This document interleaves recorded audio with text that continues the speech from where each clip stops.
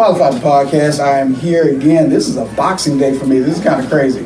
I'm looking at history all around me. Just great levels of success and accomplishment. With me, I have three-time world champion Reggie Sweet Johnson. How are you, sir?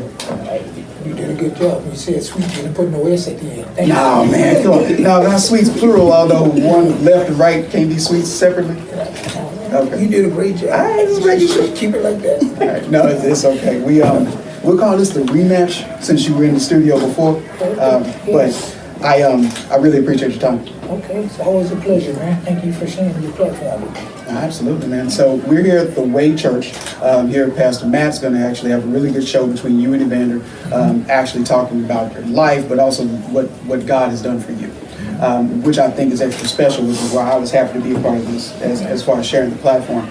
I got some boxing questions we just got to get out the way. Actually didn't get a chance to do this in the studio last time. Okay. So I've been curious what we almost hit on after we were talking about the illustrious career. Who do you think, for you, who you faced? Who are your three favorite fighters that you faced? Well, that's a good question, and I think I got the right answers for that. Okay. The first one would be Roy Jones. Okay. That was a unification. Yeah. Pretty much put me in the history of boxing in a way. Yeah. You know, the light heavyweight division hadn't been unified since Michael Spinks. Okay. And even though I lost that fight, lost a decision, all the belts was on the line. Yeah. It was the biggest check I ever made. So Hey. that was history too. Yeah. I mean, well, that's good history for you. Yeah. It definitely was an incredible fight. And you know, the decision was a decision. Nonetheless, that was 1999, right? I always had a working theory. I said, you know, if that went the other way, we wouldn't know Roy the way we know Roy. Maybe we would know Roy later as being the legend that he is, but it wouldn't have been the same as Evander said earlier. You know, I guess there was just time for that to happen. Who's number two? Before I answer number two, I just read a deal that John Scully, who was a fighter, I think he fought for the 168 pound. Okay. And he just put out the thing, someone asked him a question, who was the best sparring sessions you've seen at a gym? And guess what he said? Me and Roy. Okay. And you think about that. That's when I was in Pensacola, and I was getting ready to fight in Pensacola, training that day, gym, and me and him sparring. I think we sparred like 3 days, and then he stopped coming. And I'm not saying he stopped coming because I was sparring. That's when he had the misunderstanding with his dad. Yeah. But for you to ask that question, and then that just And then just come out. That just happened. And read the article too. but even when we fought, even Roy said that part of the reason he got into it with his dad was that he had me and him sparring, and he saw the future. He knew that we was going to end up fighting each other. And it happened. Yeah. That article, I think he says that after you, I cannot remember who you knocked out, but Roy was watching, and he said, "Hey, I told you Reggie to punch." That was William Guthrie, because he was the only one. Well, he told the guys that he picked me because I moved up 2 weight classes. Went from 160, skipped 68 and went to 75. Because the opportunity presented itself. And as a matter of fact, that fight was really for Frank Tate. And when they called the gym and talked to the Bill, who owned the gym, and they said that Frank didn't take the fight. Well, Bill said, "I got somebody to fight him, but are you tied into this guy? Because he's not going to win." He said, "Well, who you got?" And he said my name, and he said the guy at the HBO said, "Get out of here." Yeah. Reggie is a middleweight. But I was getting ready to move up to 68, but that's how that fight happened with William Guthrie. Yeah, you KO'd. Well, it made sense because I think about coming up as a kid.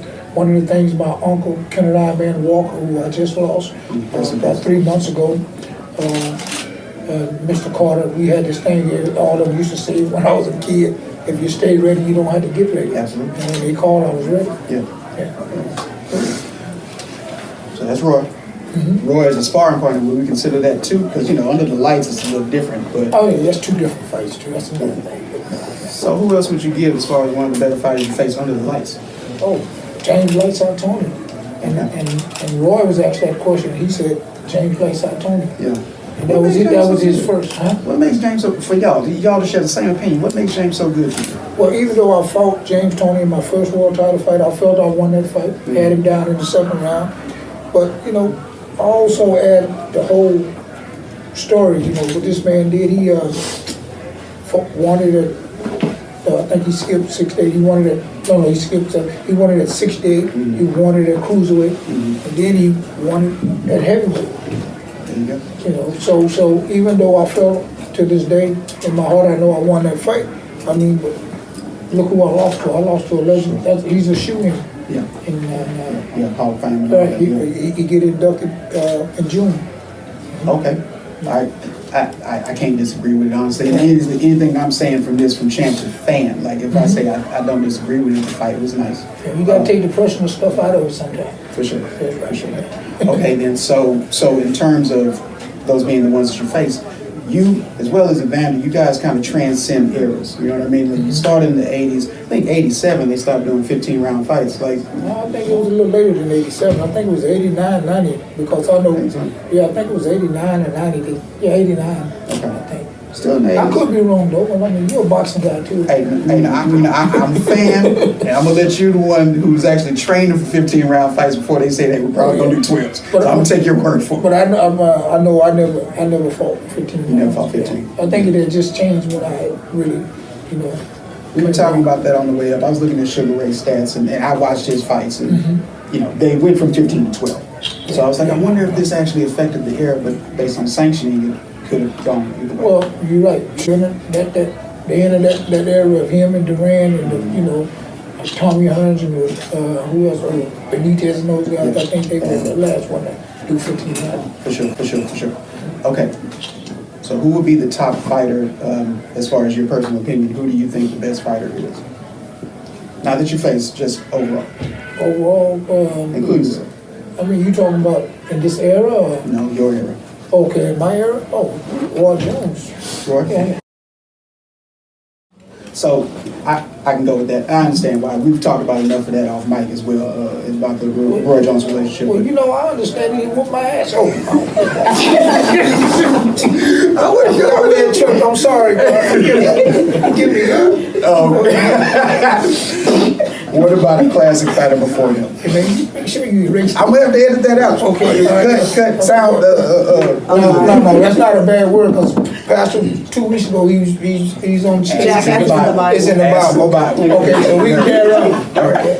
All right. Who do you got as far as a classic fighter that you like? Most classic. Classic favorite fighter. I'm knowing what the answer is. I just want to hear it You on already know camera. the answer to that. That's the greatest of all time, Muhammad Ali. I mean, that was my hero in and out the ring. And most things that you're going to ask me when you say the best fighter, who is going to always be Ali. Always be Ali. And you think about Mike Tyson, man, this guy, you talk about Ali with him, he busts out, he Almost into his. yeah, but even when we was amateur, Tyson used to always have that he'd break down, cry, and then go in the ring and knock somebody out. He's a sensitive guy, man. Yeah, very sensitive. But I respect it. I think you need to have the emotions, but you carry it. He was sensitive last week. Didn't he do something on the plane? I mean, I'm not talking about that, man. Like, he got busy on the plane. But he's real sensitive. Tyson is sensitive. He is. Well, listen, Champ, I know we have a larger stage to attend to. I'm not going to take a lot of your time. Okay. I do appreciate it. Okay. Always a pleasure, man. Yeah, we're going to do it again.